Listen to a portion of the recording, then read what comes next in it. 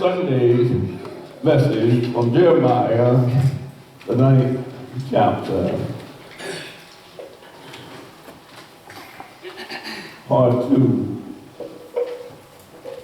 It was so good I just couldn't give you just one piece and leave it alone.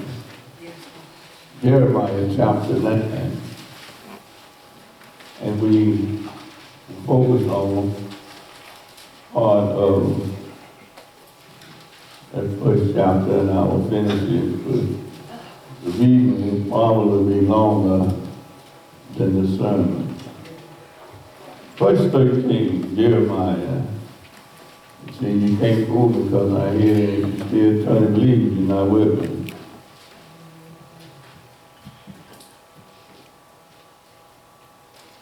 Let me just read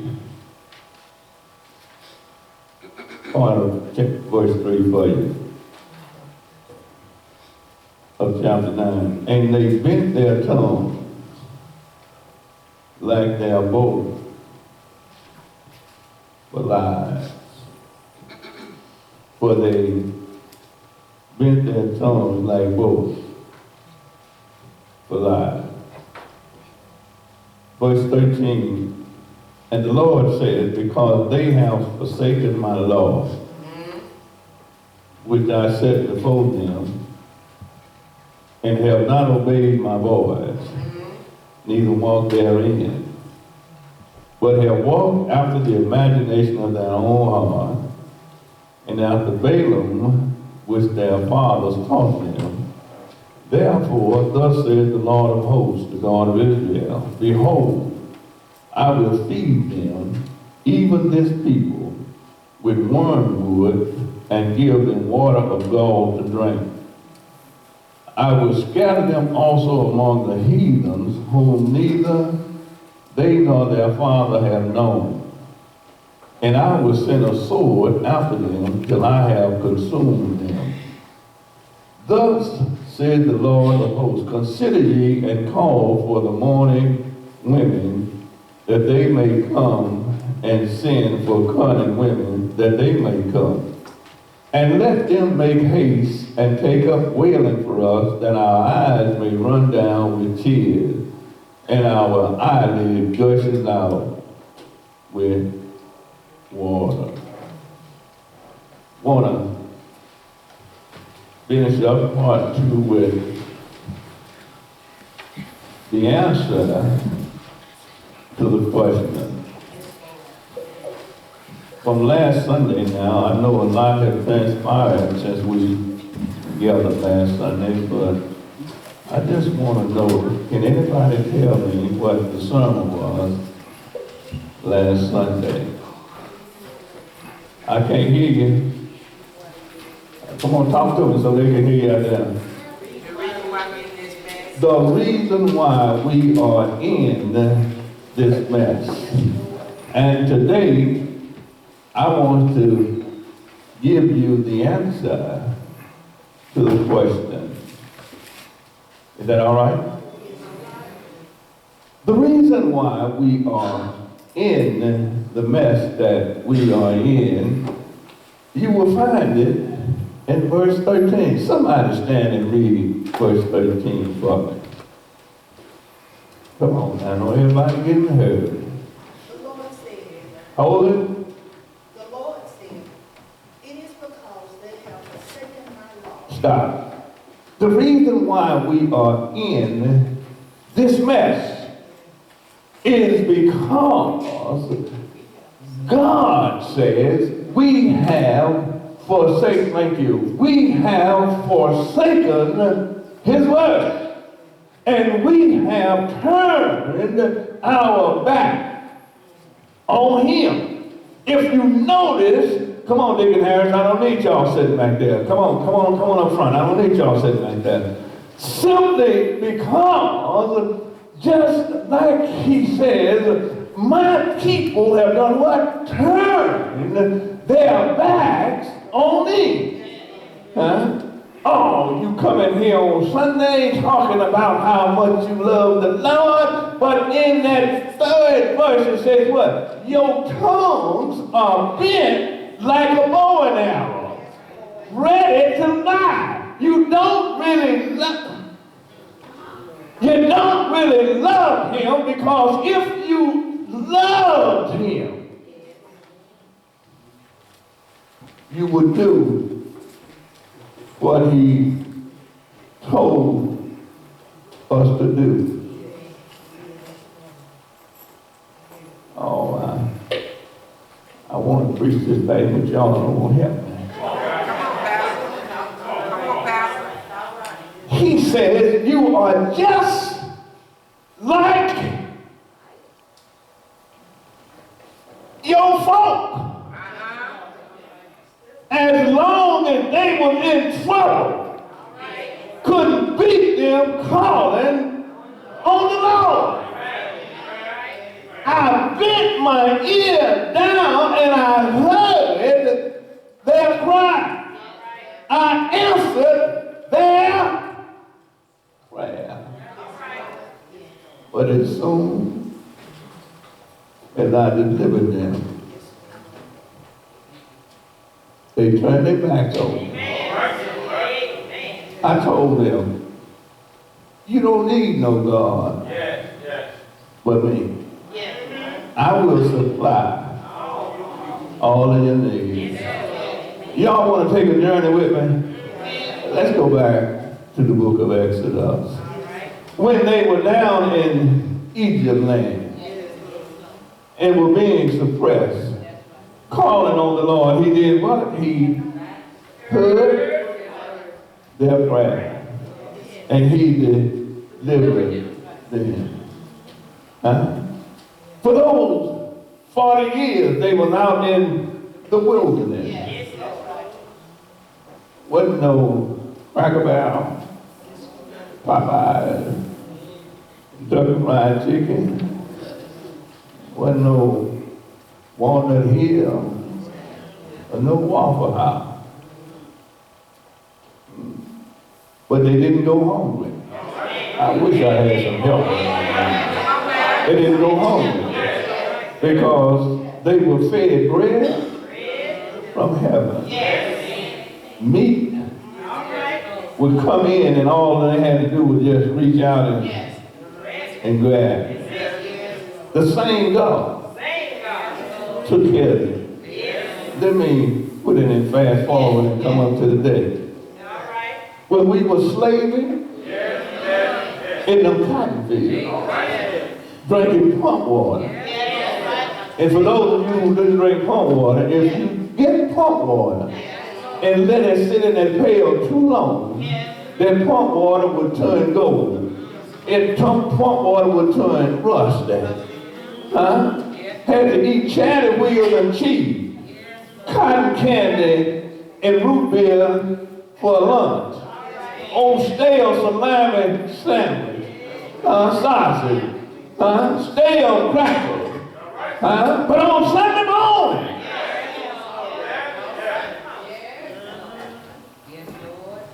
church would be full. Didn't have the comfort of those cushions. Didn't have these lights. Didn't have no air conditioning. Can I go be honest? When I looked at the window, they didn't hush the windows. That's the way we kept. But the Lord was in the house. Because folks didn't have a problem telling the Lord thank you. Just like the verse says, it was said, the folks didn't have a problem saying, I was glad when they said unto me, let us go. And then when they got there, they made a joyful noise. But today, I have to ask you, can I get a witness? Somebody gonna talk to me? Is there anybody in here? I shouldn't have to say those things. Because if I was to say anything in the sermon that you could identify with, you ought to say, go ahead on, preacher. Preach the word. God asked a striking, thought-provoking question. He asked the question, should he avenge or take vengeance due to the people's sin? And then he asked the question, would I be justified in executing justice and correcting all of the injustice and wicked behavior of my people? Would I be justified? The answer is obvious. To save the world of all lawlessness, violence, and immoral behavior, he would be what? Justified in executing justice. Talk to me if you can. Donald Trump is the modern day Nebula today's day. Y'all will help me? Yeah, he had allowed him to be put in positions where he can get our attention. I'm one, so, and I know I'm not by myself, but I'm gonna just talk about me. If he has an open pen right now to do whatever he wants to do, and he has the support of Congress. Old folk, you can run around here acting like you young.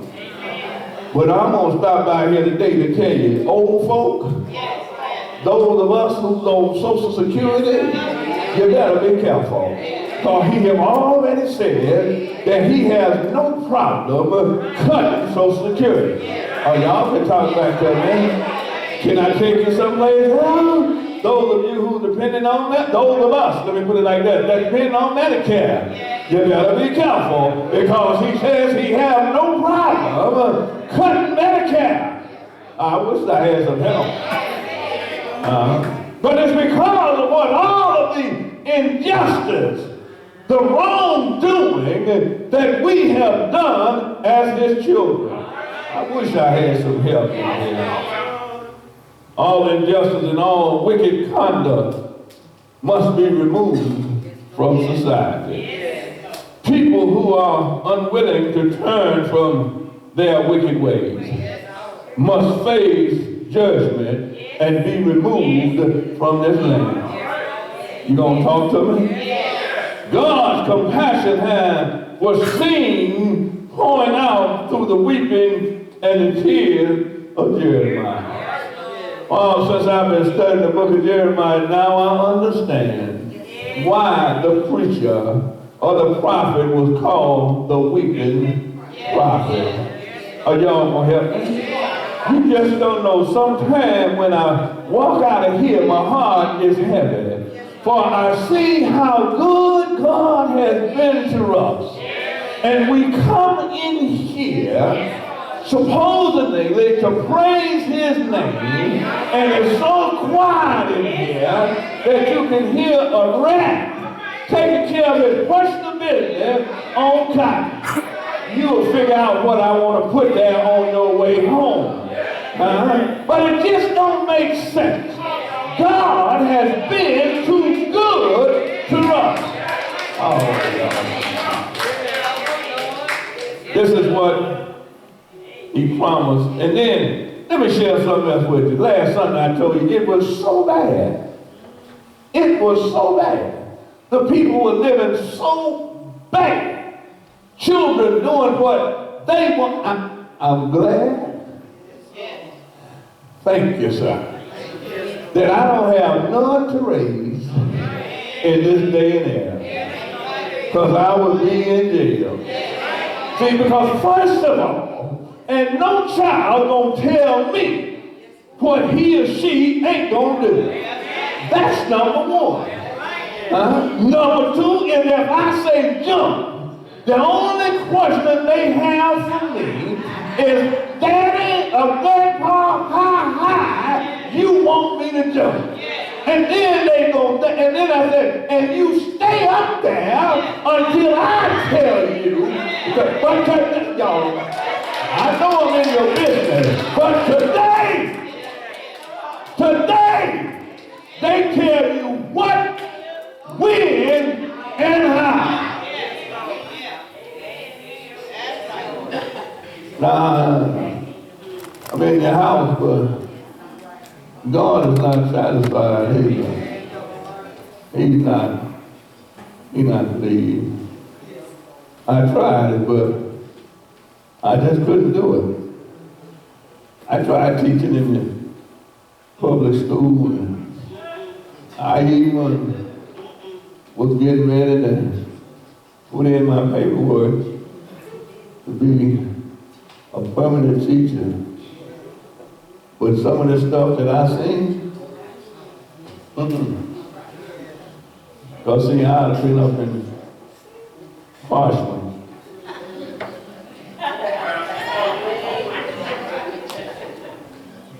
So see, the first time one threatened to hurt me, I wouldn't lose my religion. I would forget who I was and go crazy. And then we forget that one I told, and I didn't realize how much trouble I could have gotten in. When that young black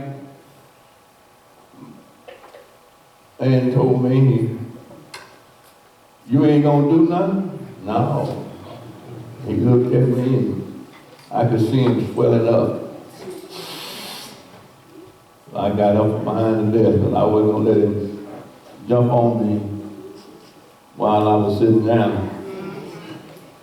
I got up and I said, "Son, I'm finna help you with something." "What you gonna help with?" I said, "I'm finna help you stay alive." I'm gonna help you stay alive. "What you mean?" I said, "I'm gonna tell you right now what's going through your mind. If I hit him, will that old man hit me back? Boy, I'm gonna walk the dog with you and him." But see, first of all, in classroom was full. Mother Davis, I didn't know what I was saying. I said, "First of all, I'm gonna kill you." That's a threat. I communicated an effect to that boy. And in the worst place of all, in school. And everybody started laughing. I said, "See, I'm gonna kill you. I'm gonna make an example out of you." I said, "Here I am in my 70s, 26-year veteran, Vietnam veteran, didn't get hurt, and I'm gonna come here and let one of you punks hurt me? I don't think so." But then, when I called to the vice principal, and the vice principal told me, she said, "Mr. Harris," I said, "Yes, ma'am." She said, "We had this child on camera, recorded the video, that it was him, showed it to his mama. She say, 'That's my child, but you better not put your hand on him.'" Yes, Lord.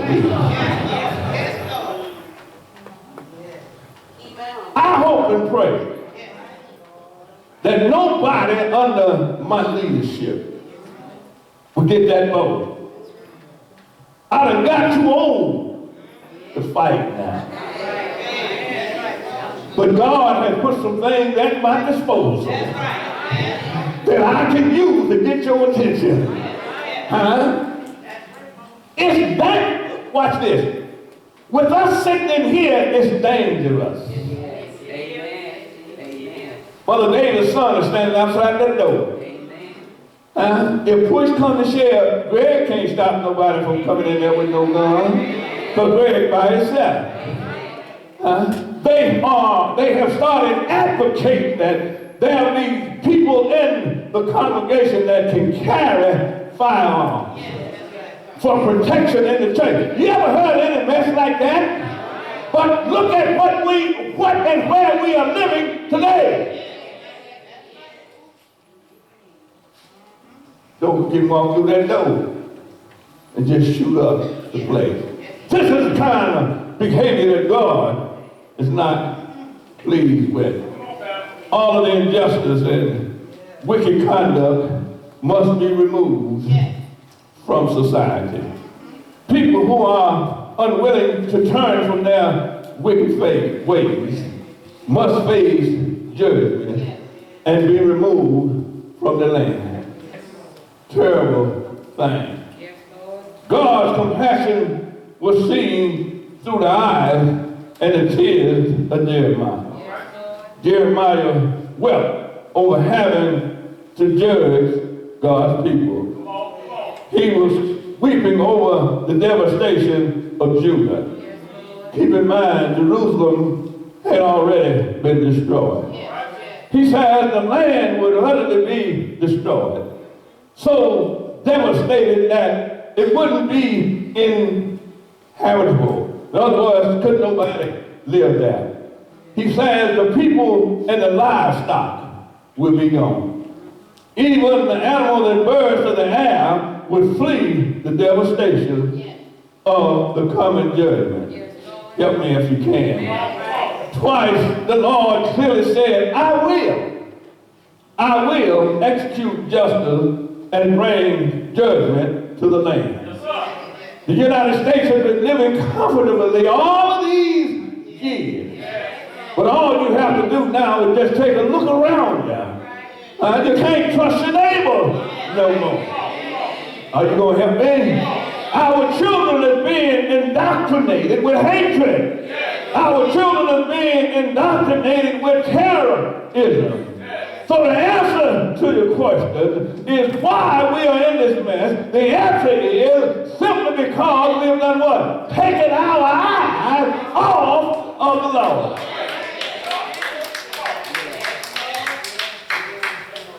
Every day. He don't know it. I pray for Brother McGree in that classroom with Pookies. I pray for him. Hopefully I'm saying something that will help somebody. This is what I have found out. Little did I know that in prosperous America,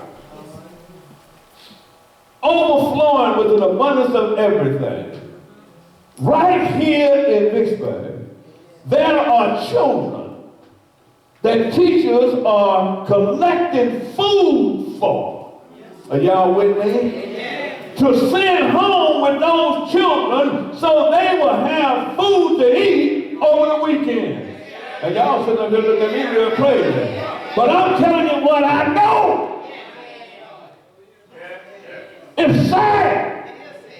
Do you think God is pleased with that?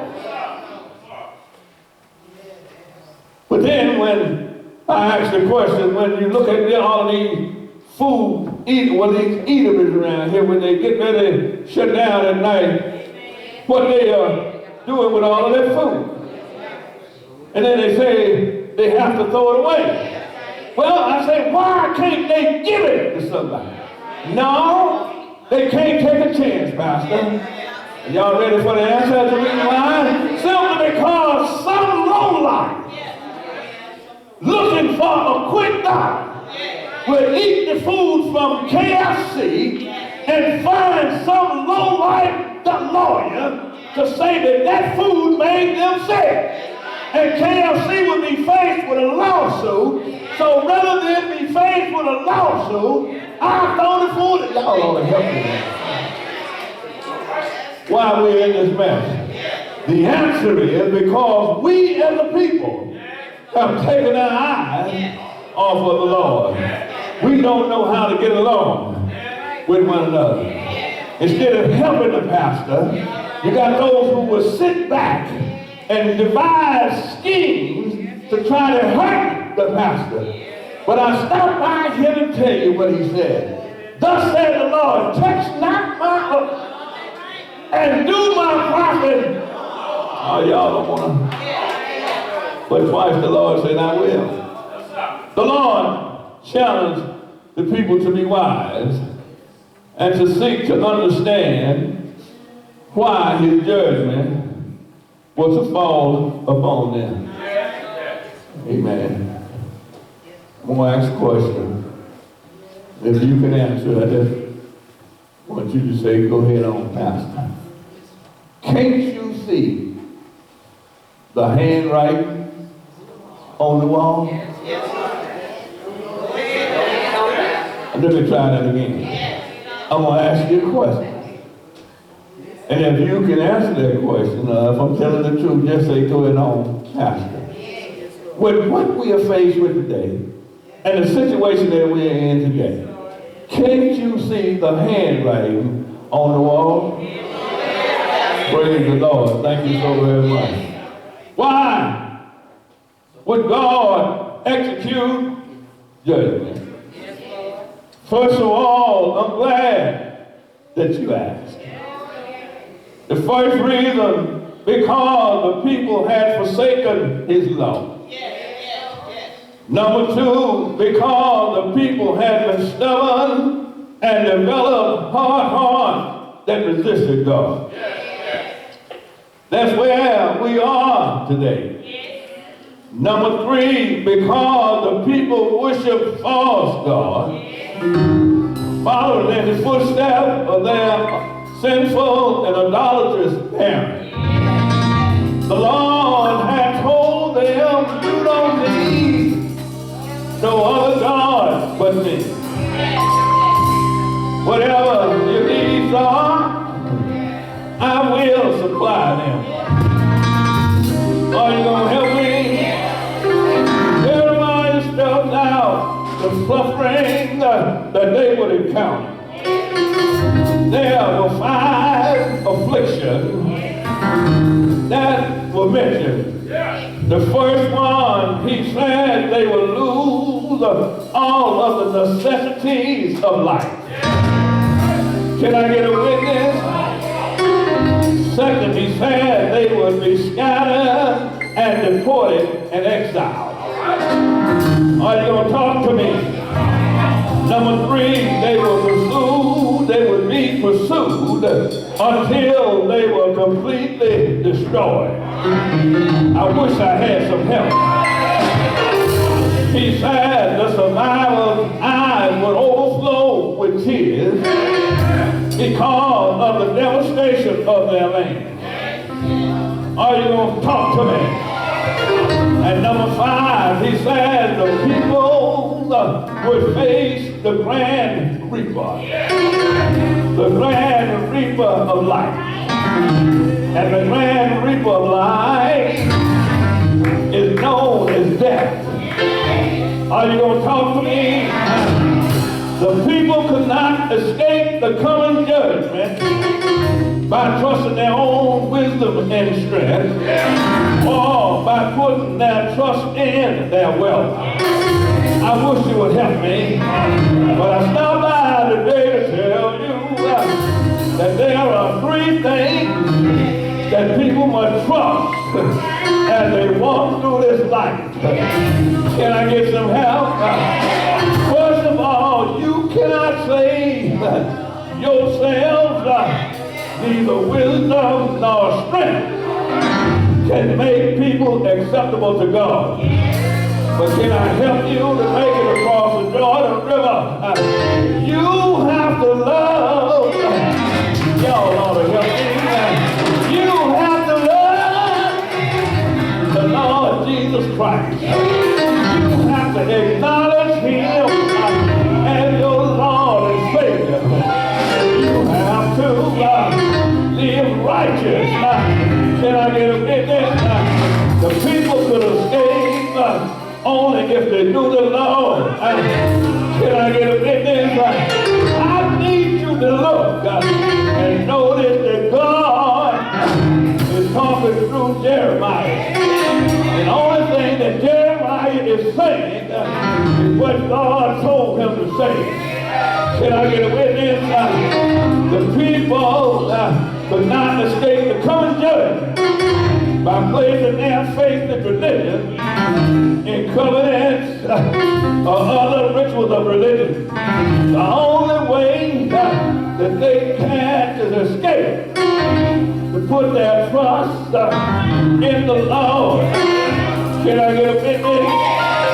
There's only one way to escape the coming judgment and punishment of God. Can I help you? Can I tell you?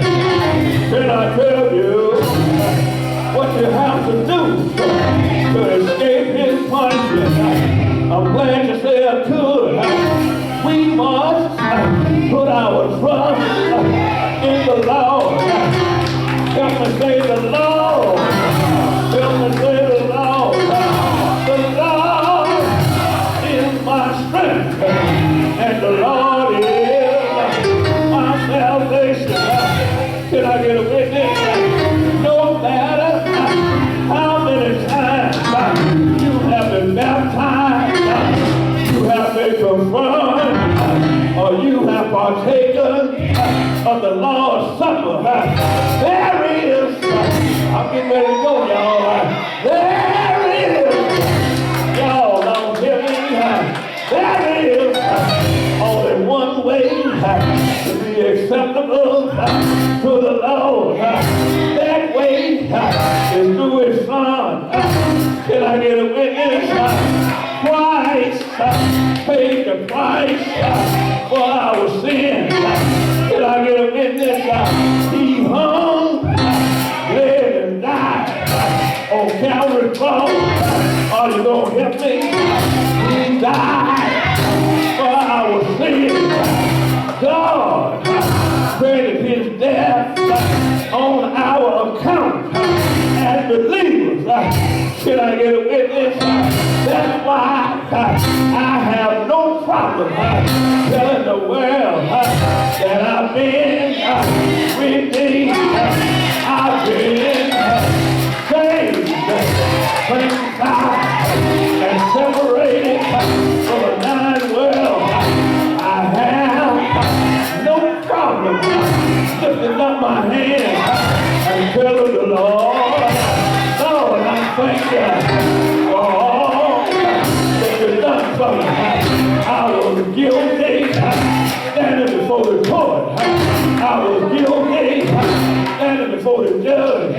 But I heard, y'all ought to help me, but I heard that one Friday, out on Calvary's cross, there was a little boy that hung on Calvary's cross. He nailed his hands, shriveled his feet.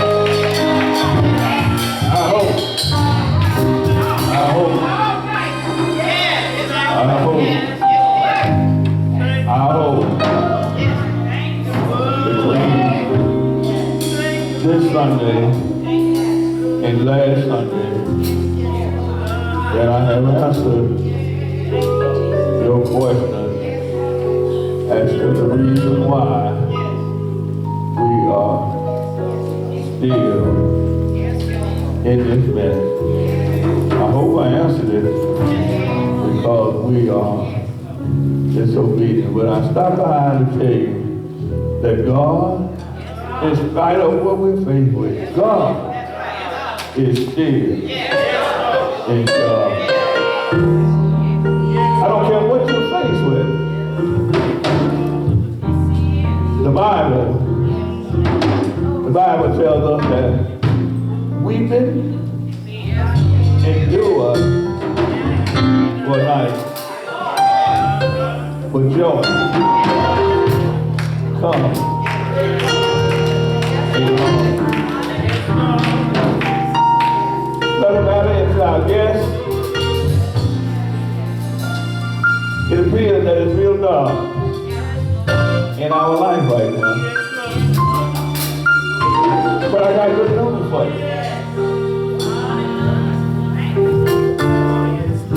In my 73 years, and since I've been big enough to understand, I've seen it get real dark. But I haven't seen it stay dark always.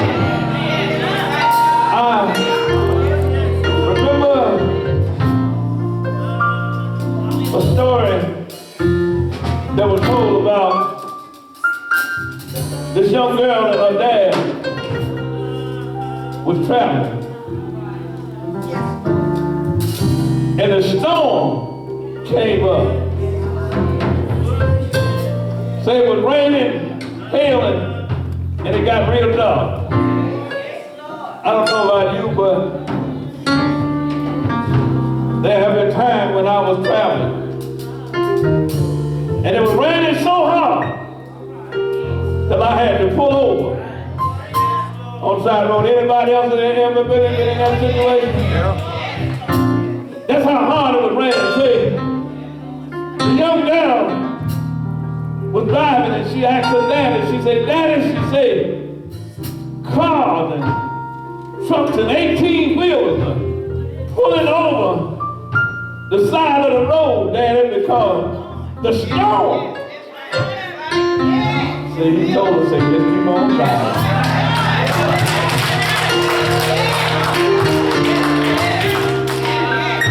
Just keep on driving." And so the further she went, the worse it got. So she said, "Daddy, I can't see. Daddy, look at all of them vehicles over on the side." He said, "But baby, keep on. Keep on driving." So she said, "Daddy, I'm scared." "Baby, just keep on driving." Say she, say, "Daddy," say, "if you say so." And say she was trying to find a way, and say she kept on driving. Till finally she drove out of the storm. And say her daddy said, "Now I want you to pull over. Pull over. And I want you to get out the car along with me. And what I want you to do now is just look back. See, they are still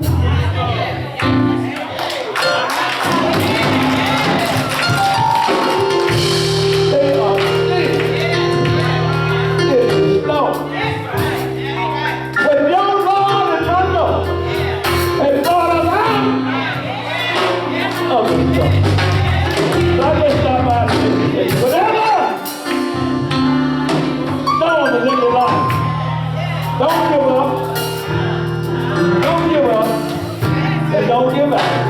Just hold on.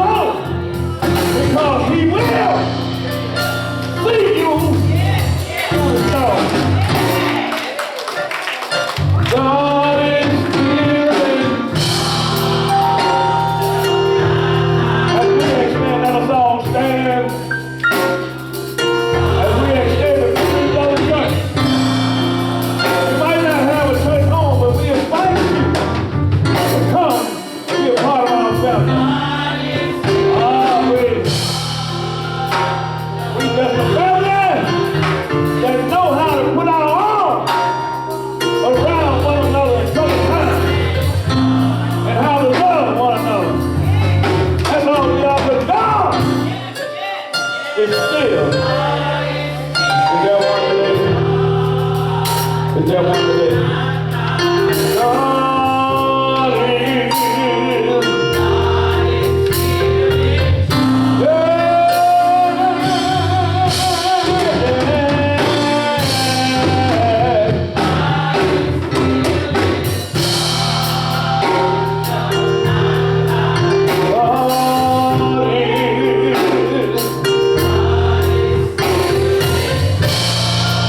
I like what Little Bank said.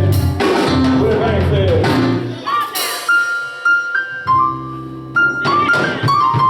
I lay awake at night,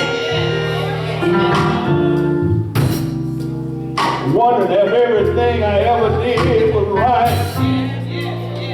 The old man didn't have no teeth in his mouth when he said, sometimes I have to cry.